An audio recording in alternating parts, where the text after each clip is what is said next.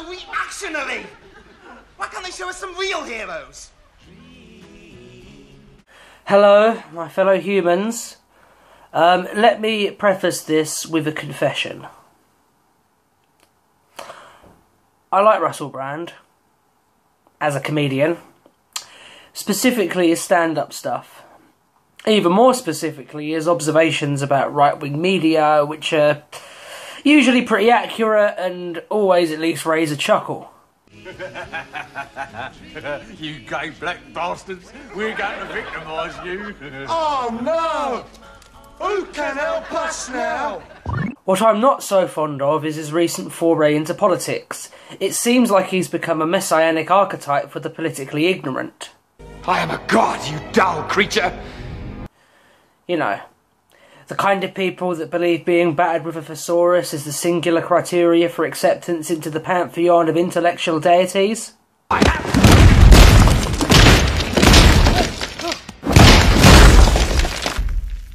Puny god. I never said I wasn't a hypocrite. Oh no, people's poet. Gosh, people's poet. Is it really you? Yes, it is. And you pigs are in for a pretty big shock. Right on. There's a term in British politics, champagne socialist, which is often thrown in Russell's direction. Now, it's very easy to point out the hypocrisy of him talking about how capitalism is evil while selling his Revolution t-shirts for £25 a pop, or the irony in bemoaning Hugo Boss's association with the Nazis, then retreating in a black Mercedes. While I see the merit of these criticisms, a bigger problem for me personally is the lack of solid foundation of research in his political materials. For example, let's take a look at his book, Revolution. So I took a look. The thing that really gets me is just how wrong so much of it is. It's got a number of erroneous quotations, including the United States said there was an increased threat from third world nations who were developing technology that could disrupt US domestic serenity. After being momentarily flummoxed by the fact he attributed a quote to a country, I looked this up. Guess how many sources for the quote there were? Aside from Brand's own book. I'll give you a clue. It rhymes with duck, ball. Similarly, the story of Black Elk, who, according to Brand, wrote a now famous environmental essay to President Franklin Pierce in 1854 that was utterly ignored in a fit of presumed racism. It was likely ignored because the now famous letter is now famously a fabrication. Not only that, but Brand attributed the letter to the wrong native. The fake letter is actually attributed to Chief Seattle, who would have had a hard time writing to Pierce, given that he took office 10 years before Seattle's birth. People start pollution. People can stop it. Another intriguing facet of the book is Brand's love affair with Cuba, which he holds up as a shining beacon of collectivist equality. You know, unless you're gay. Or black. But Russell isn't either of those things, so they presumably don't enter into his assessment. In particular, the dual figures of Che Guevara and Fidel Castro are held up as paragons of virtue, proclaiming himself a big fan because they are sexy, cool and tough. Let's take a look at a sexy, cool and tough quote from Mr. Guevara. Hatred is an element of struggle, unbending hatred for the enemy which pushes a human being beyond his natural limitations, making him into an effective, violent, selective and cold-blooded killing machine. This is what our soldiers must become. Che Guevara. It's an interesting insight into the mindset of the man who ordered the execution of 216 surrendering members of the Cuban army at La Cabaña. After they surrendered without fight, by the way. I guess slaughtering unarmed dissenters is an essential component to being sexy, cool and tough. Although, while this is pretty nasty, it's just a drop in the ocean compared to Castro's crimes, which I'm going to list now. And by the way, before you accuse me of pandering to American media perceptions, this is all sourced from a Cuban website.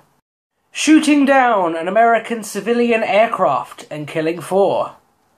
41 Cuban civilians, 10 of whom were children, killed in the sinking of the Damaso.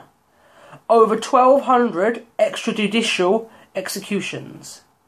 More than 3,600 firing squad executions. Forced labour camps. At one point he had at least 30,000 of his own citizens interned in them, many of which were gay. The list goes on and on. What do you think you're doing, pig? Whack! Do you really give a fig, pig? Bang! We've covered killing unarmed POWs, murdering civilians and interning them in concentration camps. What about the rigorous censorship laws in Cuba? What about how Cubans are not allowed to watch or listen to independent private or foreign broadcasts? Or how they cannot read books unless they have been vetted by the Cuban government? Is this something you support? It's especially funny when you consider that Brand also considers himself an ideological successor to George Orwell. Cuba, Orwell. Cuba, Orwell.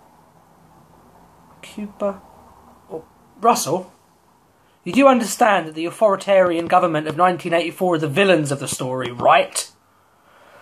You certainly seem to have misinterpreted some of his ideas. I mean, when we weigh up what you believe George meant, collectivization is the most exciting and replicable aspect of the Spanish Revolution, if you ask me and dear George. With what he actually said, it cannot be said too often. At any rate, it is not being said nearly often enough that collectivism is not inherently democratic, but, on the contrary, gives to a tyrannical minority such powers as the Spanish inquisitors never dreamed of. Ah yes, the Spanish Inquisition. Speaking of which... Yeah, that's the thing that'll be complicated, because I know, like, the thing is with a lot of people that are like our natural tribal allies of the left are clever folks that are well into the atheism. For me, look, God... It's just a hobby, like darts, or inventing quotes. It's that within us, beneath and beyond our identity as human beings, driven by fear and desire, defined by the realm of the senses and the material self, which is transitory, there is a divine self that is connected to all living things. I'm assuming, given you've made a positive claim, you have cast iron evidence for this. After all, if you make a positive claim, the burden of proof is on you. What that is the recognition that there is divine beauty in all of us, and if we prioritise that over our own selfish material needs, then we will naturally create a culture more in harmony with our planet and we'll have a chance. How much? Like how churches have tax-exempt status, or the thousands of faith healers, mediums and evangelists privatising the pain of the bereaved. I'm just a person shuffling through life. I ain't really no different now from when I was a little kid. That's you in a nutshell. I don't want that feeling in my stomach that people are being treated badly. I don't want a feeling that people are being exploited. I can't... Unless you're Castro or Che, obviously. And views of people like Richard Dawkins, who says religion is evil. I think, you know him, like you're English, you lot, you remember in Bagpuss, Professor Yaffle, like every week that they bring a new thing into that shop and Professor Yaffle rubbishes it. Oh, that's nothing, that's not a boat, it's just an old shoe. Like, I think but Richard Dawkins is like that, he just wants to dismiss and diminish and take the magic and mysticism. Anything that... Okay, just... Richard Dawkins doesn't want to take the magic out of life. He wants to help humanity better understand it. Just because you don't understand something, don't make it wrong. Anything that we're describing through science, we're describing through the prism of the 5 limited senses. Our eyes can only see between infrared light and ultraviolet light. There's light bouncing around everywhere. Are you trying to debunk the scientific method using scientific knowledge? Our ears can only hear a tiny decibel range, can't hear the noise of a dog whistle, can't hear any high-pitched frequency sounds. Isn't it likely then that there are other vibrations, frequencies, energies, consciousness moving through the universe? It's certainly possible, but unless you're incredibly intellectually lazy, you'd have to submit to the fact that we can't gauge things we don't know about. We couldn't possibly calculate the likeliness of something that's ontologically abstract. Like Einstein himself said, when asked if he was religious, well, I believe there are forces in this universe that I will never understand, and I hold these forces in great reverence, and to that degree I am religious. Now you could take... He never said that. Once again, I searched this quote verbatim in Google. The only verbatim result was a quote of Russell Brand. Now you could take that as being an atheistic statement, but for... No, I take it as bullshit. What's your favourite sort of gig? Pig? Barry Manilow? Or the black and white minstrel show? Fuck off!